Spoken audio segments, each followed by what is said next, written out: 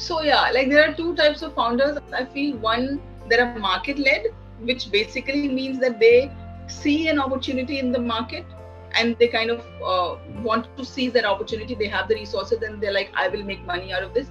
Then the second are the ones that do it from like a personal space, that something bothered them or hassled them so much and they were like, why isn't it done yet? I will do it. I think I belong to the latter group. My parents were diabetic. I still am borderline diabetic. When I had my second kid, I had gestational diabetes, which means insulin injection around every meal for like 5-6 months. It was very painful. And, I'd always wondered growing up, why don't we have any beverages that are devoid of sugar? Hello everyone, welcome to episode number 9 of Speak with GRV. My name is Gaurav Singh. Well, I know it has been a long time since we did our last episode, but in order to make sure that we only bring quality content to you, we don't mind taking that little extra time. So, who do we have on the show today? Today we have Jyoti Bharadwaj Ma'am. She is the founder of the brand TeaFit. TeaFit is amongst the top 100 D2C brands.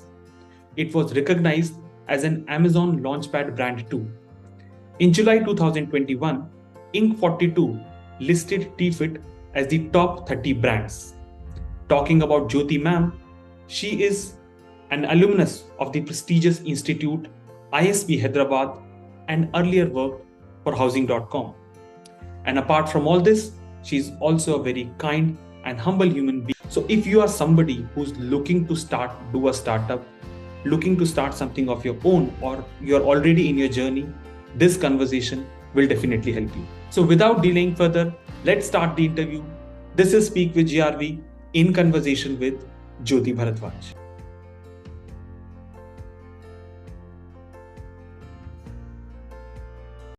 Hello everyone and welcome to another episode of Speak with GRV. Today we have another special guest with us. We have Jyoti Bharadwaj Ma'am, who's the founder of the brand TeaFit. Now, what exactly is TeaFit? How she started her journey? How it is going on right now? How did she tackle with different circumstances during lockdown? And what are the future plans? So we are going to cover points during the course of this conversation. So without any further delay, let's begin it. So first of all, thank you so much, ma'am, for coming and giving your time. It's always a pleasure to talk to a founder, because normally entrepreneurs are really busy these days. So to find time in that slot, I can understand it would have been a little difficult. So thank you so much for coming.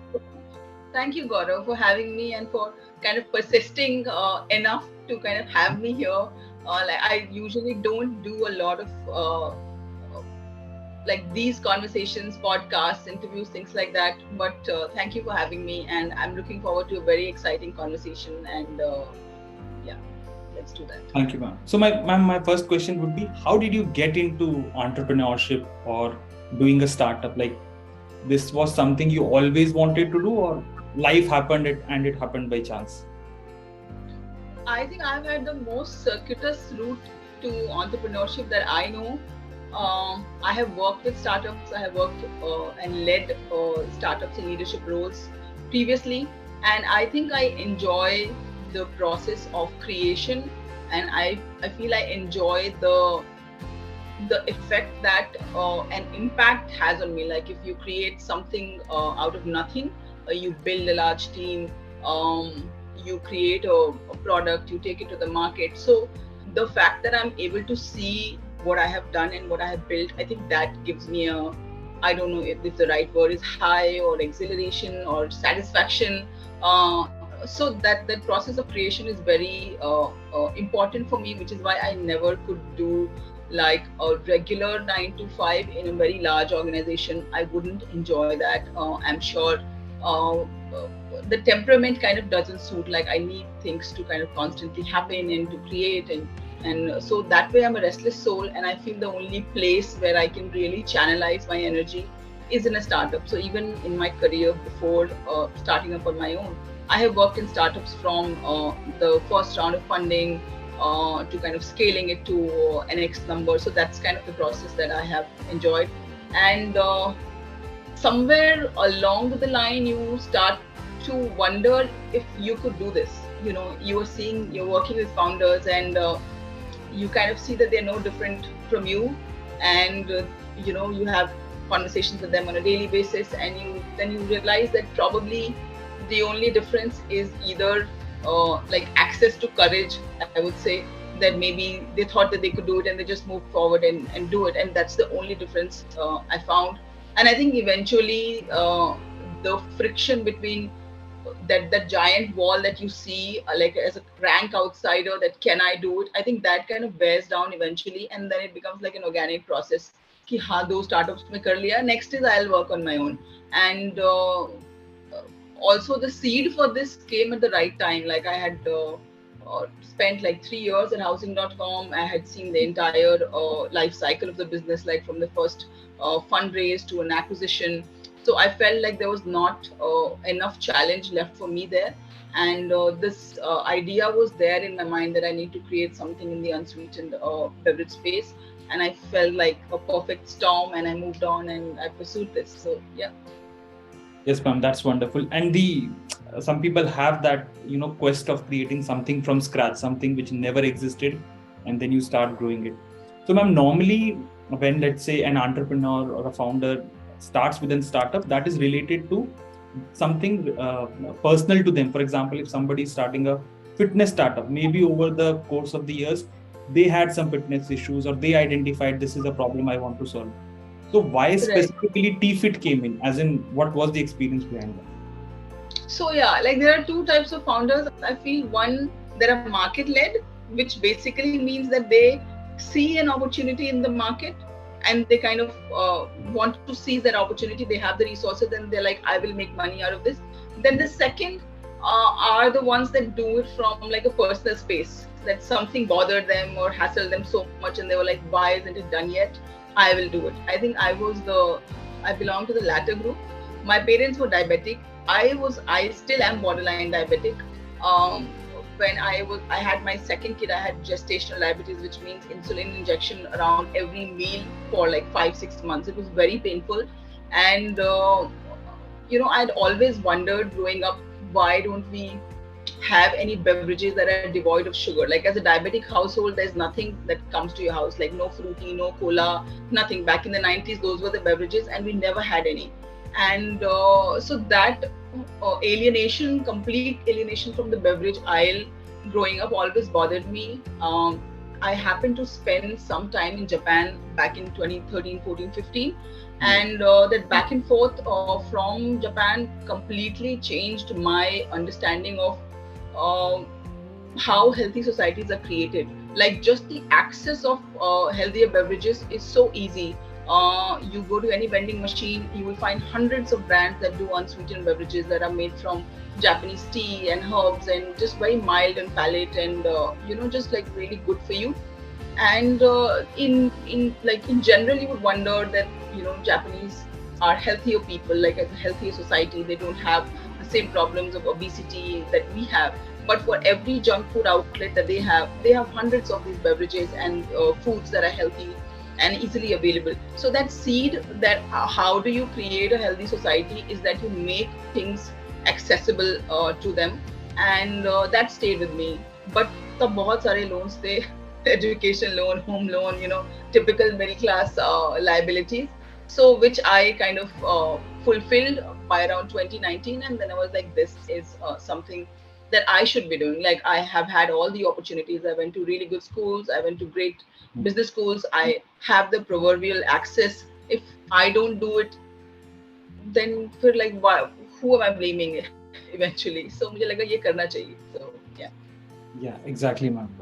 So, ma'am, when we, for example, when demonetization happened, so Paytm picked up. Right. It was like external or almost a catalyst for them. So if we talk about, let's say, the coronavirus lockdown that came in, an unfortunate event, but then people became more conscious about their health because they wanted to strengthen their immune system. They wanted to make sure they're eating healthy. Right. Do you think that would play a role in, people now moving towards these healthy beverages, actually considering them rather than, straight away saying, no, we are not into this, we'll have a traditional tea only? That mindset mindset shift do you think has come? I think mindset shift has definitely happened during COVID, but I wouldn't say this is only related. I think eventually इस तरह के जो एकदम tectonic issues आते हैं ना, like if there's sudden change in something, there is very few like long lasting behavioral change that really happens, right? But just an awareness I feel is very high today about reading labels, about what you're consuming, about making sure that if you are consuming something that's not good for you, limiting the consumption of that. So I feel that awareness was anyway in the works. Looking at diabetic data today, you see the other day I was reading that 1 in 5 people in urban areas, that report was specifically for Mumbai, but you can safely extrapolate it to bigger cities like Delhi and others, that 20% of the urban population today is diabetic. And so they are forced to look at their lifestyles and evaluate and kind of make it work so that they can manage the issue. But a much larger population is kind of aware that they don't want to get there, so that has led to brands like ours or products like ours find their niche, find their customer base. अगर ये मैं 15 साल पहले कर रही होती, I would have had no takers. But today there are customers that are seeking out. There are people that want us in their stores. It's the realization has come from them. So yeah. Is there any specific target audience that you have for whom you normally cater to? I would still say, Gaurav, that we are in very early days. So we are still scoping out who my audience is. A very obvious audience is people who are health conscious, people who are staying away from sugar or they are adopting low sugar lifestyle, office goers who are probably having 6 cups of tea, coffee a day. They don't want that sugar caffeine rush. They want something gentle, mild. So we still have these different subcategories that we are also surprised to find. Like we have a huge fan following in doctors that we never expected. We have like a full doctor community in Rishikesh, AIMS hospital that order very regularly, and they have discovered. So we are also in a process of discovering that who our customer is. But anybody who's adopting or who's looking for better alternatives, who's sick of colas, who does not want to kind of just dump down sugar in the name of juice or fruit-based beverages, I feel like they want to make that conscious choice and move to cleaner products. I think all of those are my customers. Yes, ma'am, that's wonderful. My brother also drinks a lot of tea, at least 4 to 5 cups of tea. Right. So I would also definitely recommend him to actually try. हमारे blood में मुझे लगता है कि खून के बाद सबसे बड़ा जो दूसरा चीज है वो चाय है. Yes, ma'am. Exactly. Ma'am, in fact मैंने order भी किया था TeaFit, वो अभी तक आया नहीं. I think कल deliver हो जाएगा, just to try कि how exactly. Okay. Happy. Right. Drink it chilled, and if you drink it regular, you'll not go back to anything sugary again. That's my guarantee. Yeah, I'll definitely give it a try and give my feedback to the founder herself. Great. I think. Yeah. Great. So, ma'am, TeaFit is also I was seeing on YouTube, and it's also mentioned on your website, on your LinkedIn, is also an Amazon Launchpad brand. So, what exactly can you talk about that?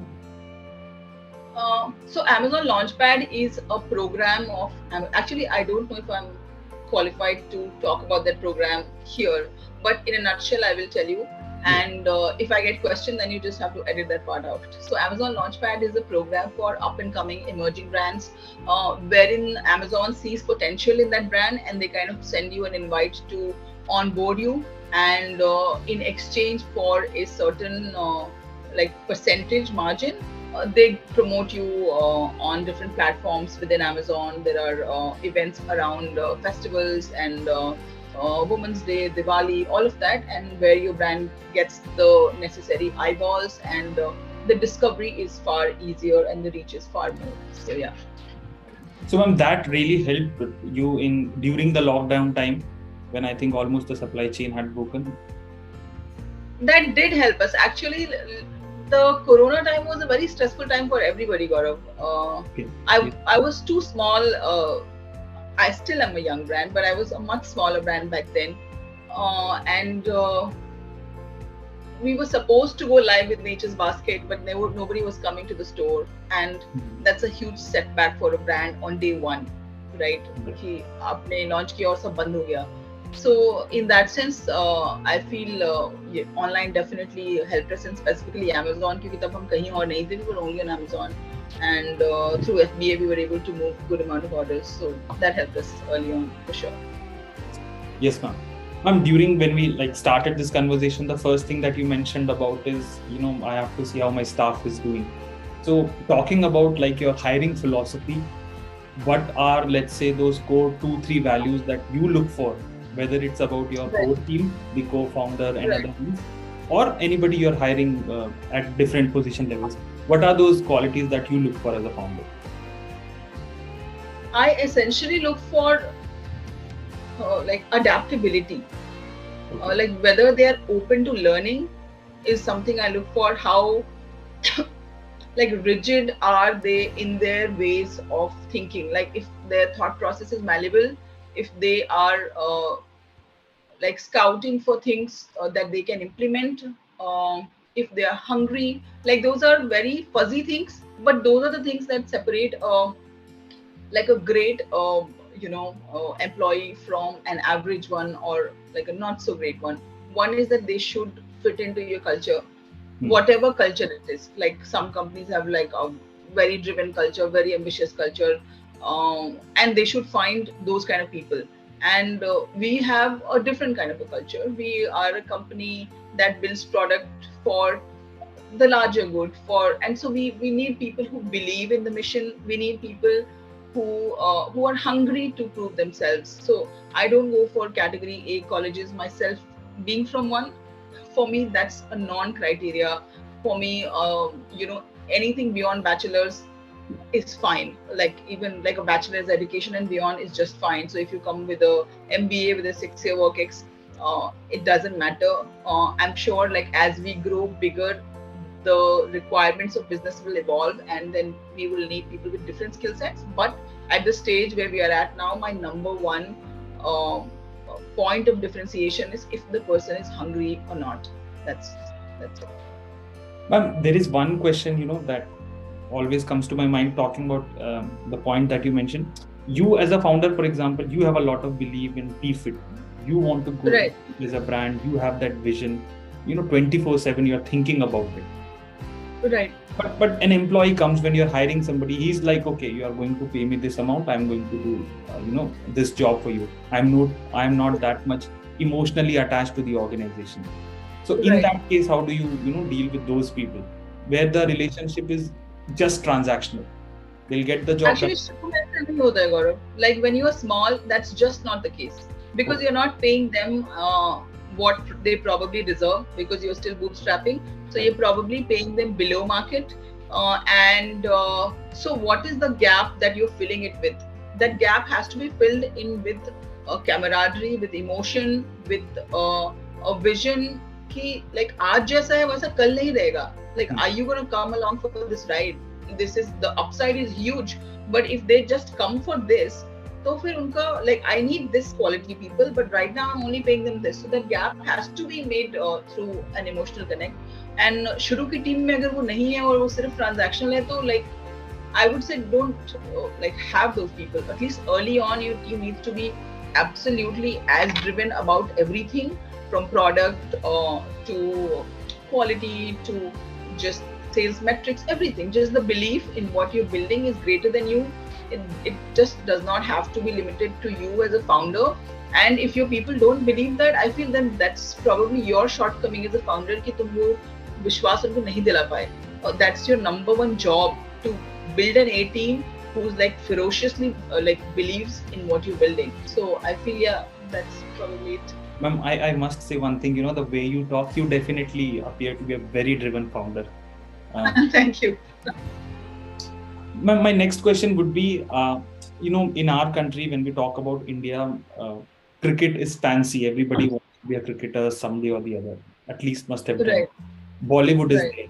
But right now, for example, when last year Shark Tank started, people started to, let's say, glamorize being a startup founder, or starting something of their own. So do you think, these factors, when they happen, somebody starting a startup, this will help more people start something of their own rather than following that path of getting into government jobs or getting into a regular 9 to 5 job? So I feel as a nation, like a child grows through different stages, a country also grows through different stages. I feel कि जब हमारी जरूरत थी, जब हम गरीब देश थे आफ्टर इंडिपेंडेंस, हमारी नीड थी सस्टेनेबिलिटी की, हमारी नीड थी श्योरिटी की, हमारी नीड थी रिस्क reduction की. Like that was the objective, that we need to grow as a nation with minimal risk. I feel that the stage we are at today is thanks to all of those risk averse things that we have done, and we are at a platform today where we can take ginormous risks as people and as a country to really leap into the big league. वो तो हो गई macro की बात, right? Coming to micro, like something like Shark Tank, 48% of people who came on Shark Tank last year, they were women.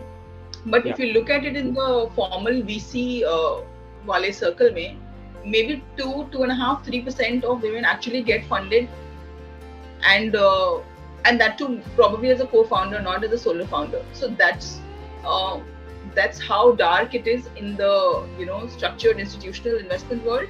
But platforms like Shark Tank make you believe that it's doable. Like you see regular people, like you don't see fancy MBAs, you don't see like McKinsey's and Bain people going there. Like regular housewives are doing achar business, and they are doing good numbers. It's not like a small business. This is a good sustainable business with the generous cash flows. So you see all of that, and I'm sure it gives a ton of inspiration to women who are probably like after marriage and kids, who are probably tied up at home and thinking, what do I do? Like I've studied so much and I had a great career, and now here is where I am. So ये सब चीजें mainstream करने में बहुत मदद करती हैं, and these are critical to the growth of youngsters, of like breaking that taboo around startups are either unstable or startups are only the realm of the category A business schools and technology schools. They're not. Like they're very much doable. At the end of the day, it is business.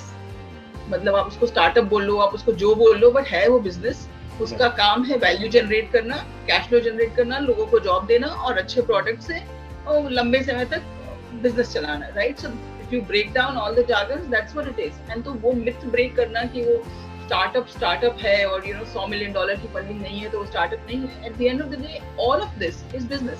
So however small you are or however big you are. So yeah, I feel it's very, very helpful. Yes, ma'am. Ma'am, you picked up, you answered my second question also, but still I'll ask again. You talked about female founders. So normally when we talk about, when we are referring to a founder and he's male, we'll not categorically specify he's a male founder. But for female, he's a female founder. She's a female founder, and or she has to be a co-founder otherwise. Right. So do you think even that has to change over the years? We are not that adaptable as shown on let's say television or social media. Still a lot of ground has to be covered. बहुत ground cover करना है. Like it's just like really early days. We don't specify male founder as male founder क्योंकि वो default है. और default के अलावे जो है उसको स्पेसिफाई करना पड़ता है. Like you have to attach the acronyms around it. And अगर आप देखिए, लाइक द डेटा सजेस्ट कि may be around 9 to 10% women only are participating in the workforce. And that is even worse than countries that we think are far below us in terms of development index.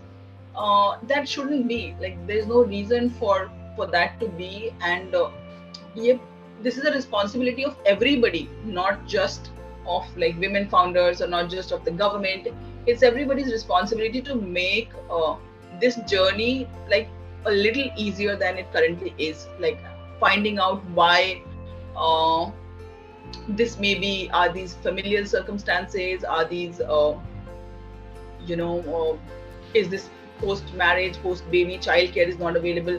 There are tons of reasons why women kind of leave the workforce, but I think the more women make this mainstream, the more women go and talk about it at different platforms, the more they raise their hand around finding that seat at the table. I think more women will be encouraged to come. You want to be what you can see. तो अगर आप देखेंगे नहीं तो आपको वो possibility नहीं समझ आएगी.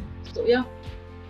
Yeah, ma'am. So the one of the most practical solution is the female founders have to come up, and let's say we are also equally standing here, and we should be given what we actually. Surely. I'm talking about, since you mentioned about funding, and you must also be aware whether on LinkedIn, on social media, there is a question going on of valuation versus value, where I wouldn't name, but a lot of, let's say, edtech organization, on one hand they are growing in valuation, but when we also, on the other hand, we are seeing a lot of layoffs. So Right. we also have organizations who are completely bootstrapped and are very stable and doing well. So as a founder, like, what is your philosophy? Let's say, obviously you want to grow at a certain pace, but grow at a pace where it's stable for you also, for all, where the things are in your control with all your staff also, or to actually have that funding and try to grow as much quickly as possible.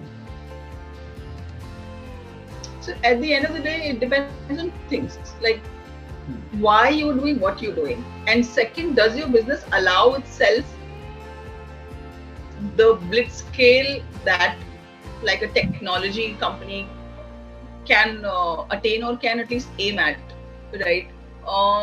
In like, without specifically commenting on any of these guys who are doing major layoffs, 10,000, 5,000, 4,000, I feel that's a different kind of business philosophy.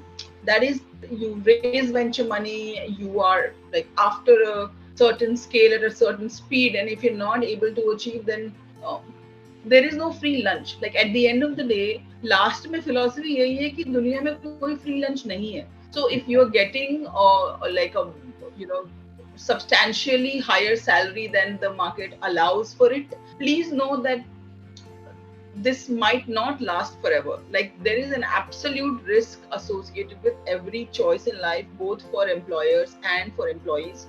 That kind of growth is very risky, but that's the model in which you achieve this kind of skill in a very short amount of time. So for all the employees, like, as bad as I feel at a personal level, and I probably would not do that as an entrepreneur, like, that's not my growth journey. I would rather build it sustainably, even if that means a little slowly. But at the end of the day, like, both have their own fundamentals, and the two are not similar. They're very, very different growth paths, and neither one is right or more like wrong than the other. Yes, ma'am. Ma'am, you must have heard about Mumbai Dabbawalas. Yes, I'm from Mumbai. Like, we are in Mumbai, so legends here. Yeah. So, ma'am, let's say if you take their example, their core philosophy is, because they had also come to our institute once, talking about how they hire people, what they believe in. So they say their core philosophy is they are delivering in Mumbai, and they'll remain in Mumbai. So they'll remain small, but they'll remain impactful. Within that, they have also they are Six Sigma certified also in terms of their delivery also. Right. So they are at one place, but they make sure that they are completely impactful on that, rather than, let's say, scaling at a rate where that standardization, that philosophy with which a startup grows, actually get diminishes over the years. So that is also one of that the founders normally have. See, well, at the end of the day, greatness has nothing to do with scale, right? You could be like a really small company playing in a very small localized community, and you could be the greatest company there ever was. There is greatness, like I said, has very little to do with scale. You could be like a mega company, like a Facebook or a Google, and you could be the small dabbawala, but this guy could still be like a company with a much bigger heart, company that actually creates value, much more value for the local community in which they are based in, and nobody is to say that this mega company has created more value than this one. So we keep confusing quality for size. Like, greatness and size are two completely different metrics to go after, and sometimes bigger companies like Tata will achieve greatness while being at scale, but you could be very small, like a couple of restaurants in a community, and you could be doing great work on the weekends. You could be feeding the not so people who can't afford your food. You could probably be feeding on the weekends, and you could amass so much goodwill despite being small, but being so integral in that community. And like I'll give you an example. I read in a book called Small Giants long time back. Like I was obsessed about, you know, being great while being small, and I still feel that that's kind of defines our DNA. Is that if you make bread from wheat grown in a particular area, right? That wheat has the essence of the soil of that area. And so like you like champagne, or you know, it has the essence of that area of France. You could like practically maybe make champagne anywhere now today, but still that essence of that particular area is what lends the beauty to the drink that comes from that area. So a lot of companies choose to remain local so as not to lose their essence. And yeah, like scale is not for everybody. I think that's a very great line, and I'll definitely use it. Scalability is not equal to greatness. So thank you. You can be small and you can be great. Yeah. I think, yes. There was a person, I don't know whether he's a founder of Y Combinator but he said something really beautiful when he said that rather than building something which a lot of people like, build something that a very few people love. So absolutely. So I'm talking about, you know, since you're an entrepreneur, you're busy 24/7. So how do you, let's say, relax yourself? How do you, you know, take time off, recharge yourself and come back, you know, on tough days when it's long working hours? How do you do that? I have not yet arrived at a place in my business journey where I have the leisure or the liberty to think of that. Like right now, I'm just burning myself through. And when maybe the company is of a certain size, maybe then I will think that I need to unplug, or right now I'm fully plugged in, and there's no way I would be lying to myself if I tried to answer this in a way that, you know, I unwind with a book or I unwind with my kids. Like everything is right now all blended into one. And when I do get time, then I do go for long walks. And I think maybe I walked too long a time, and now my heel doesn't allow me to do long walks. So then I sit and read once in a while, but there is no like constant relaxation thing that I go back to. And then while on the walk, you're also thinking about what to do next, how to plan this, how to plan that? No. And then I'm just plugged into my music. Yeah. Oh. So probably music could be my thing that I go back to. So I'm coming to last two questions. So what is your philosophy in life? Like your personal philosophy, not of the organization? So my philosophy in life is it's the people who take you forward. So you need to find the people who will be critical to your journey, and you need to be able to nurture your relationships with them. I am here today. I have no idea how to run a beverage business. At least when I stepped in, तब तो मुझे कुछ भी नहीं आता था, beverage का भी नहीं आता था. अब तो थोड़ा कुछ आता भी है. But I have been incredibly lucky to find the people who would hold my hand and walk me to the next two steps of their area that they know best. And so right now, all my knowledge is a collection of all the people that I know and all the guidance that I have sought out of them, and somehow maybe even harassed out of them. So I would say that find the right people who would help in your journey, and it's a long journey. So I'm in no hurry. So मेरा एक ये है, I don't know if it's a downside or an upside, but I generally have a long-term view of things, of how this will play out. So if 1 month is not good, then I don't start panicking. Like COVID आया तो बंद करना चाहिए. Like I should go back to my job, and like I was getting great compensation. I had a great career ahead, all that. So I don't panic over small breakdowns. I always have like a long-term view of thinking, हाँ 10 साल के view में, like how does it look? How does it shape up? And if it shapes up well, then the small little things don't kind of bother me so much. And that's really wonderful, Ma'am. I think that is quite insightful for me also personally, the way a founder is thinking, ahead of the time. So I'm coming to What's your philosophy on life, Gaurav? my philosophy on life. Nobody has asked me this during conversation. So it's a conversation. So my philosophy of life, if you would ask me, is also about people. For example, if I have to, let's say choose between, let's say, the financial thing and people, I have more inclination toward the people part only, and I would like to create something. For example, although I would not call it startup or anything, but the idea I have with Speak with GRV is to like create a place where we are celebrating people who are heroes. Let's say you decided to do a startup. People in any field who are creating an impact. So to change that norm of whom we actually call heroes in our society, that's my idea, that's my philosophy of like doing things. People who are actually doing the hard work should be appreciated. So so my last question to you, any role model you have in your life? I have like many role models, and yet not like a one person as a role model. Ratan Tata is my role model for just creating a business with like so much goodwill. Business तो बड़ा बायजूस भी है, business बड़ा Meta भी है, business बड़ा Twitter भी है. But like if you have the goodwill of people behind you, I feel like there's no better earning for an entrepreneur.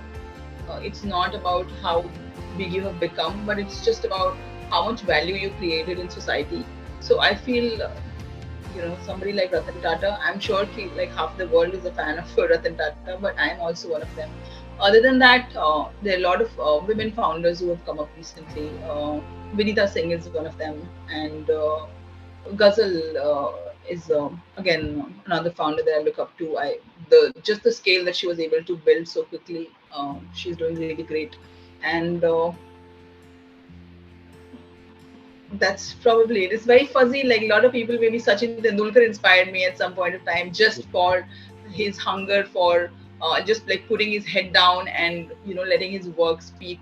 I feel that a lot of people, especially in sports, get drawn into the personality side of it, but he was just about focused work, like razor sharp focus. I generally tend to like people who are like that, who are not into distractions and who are focused like that. So yeah, over the years, a lot of people inspire you. My own mother inspires me every day.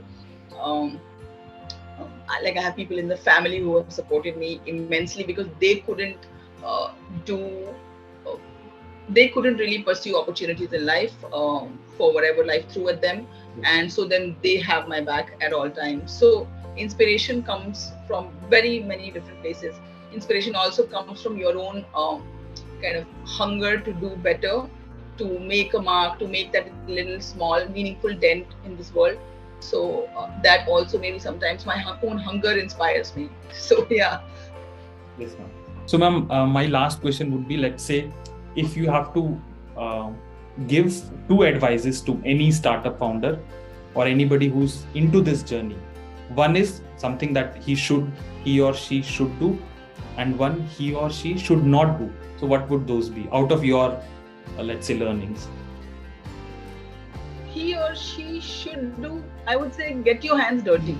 मेरा number one advice ये रहेगा कि आप सब चीजें Excel sheet पे ना करो, like actually do work on the ground and don't shy away from like any vertical, whether it is sales, whether it is operations, whether it is product.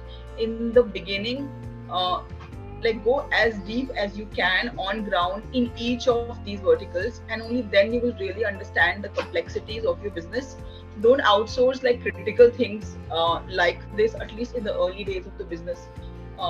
So that I would say, get your hands dirty. There is no alternative to that. Second, I would say don't take too long to decide on things that are reversible, that are not super critical, right? So there are very few things in business, limited things I would say early on in business, that are life and death for the business, right? So on those things, you give it all the time that it deserves. But on the things that you can, let's say hiring somebody for running your digital, promotions, or hiring somebody for social. If you keep mulling over, okay, I want to find the perfect candidate, that perfect candidate doesn't exist. It's always a work in progress, and not just for this, for everything in a startup, all of it is a work in progress. So don't wait too long to make every move. Keep making those moves and keep kind of correcting and iterating and finding the better option along the way, rather than kind of waiting for everything to come together and then you make your next move. I would say that's something that I would advise. And I would advise a lot of women to just like come outside and try something out, start your hand at whatever it is that you've been kind of dreaming to do or wanting to do, or for whatever reasons you couldn't pursue. You should come out, you should do it. You'll find people along the way who will help you out. It's a lonely ride, but it's worth it. Yeah. Yes. So thank you so much, ma'am. With this, we come to the end of this conversation. And I would say, it was one of those conversations where it was less formal, but the learning part was more for me also as an individual, talking to a founder. So ma'am, thank you so much for giving your time, coming on to this. And, I was always be grateful. And I would let you know how the TeaFit actually tasted once it gets delivered. Thank you. Thank you so much, Gaurav, for having me. I don't know how useful the conversation was, and I'm sorry that I was not prepared with the questions you had shared with me, but I'm glad you invited me, and I'm glad I had a good conversation. Ma'am, without preparation also, you still showed up. I think that's what, being a founder is all about, showing up. So ma'am, the other thing that I will say to your earlier question, what is the one thing that you will tell, founders? I would say like showing up despite how badly prepared you are. It doesn't matter, but showing up is important. So yeah. Yes, ma'am.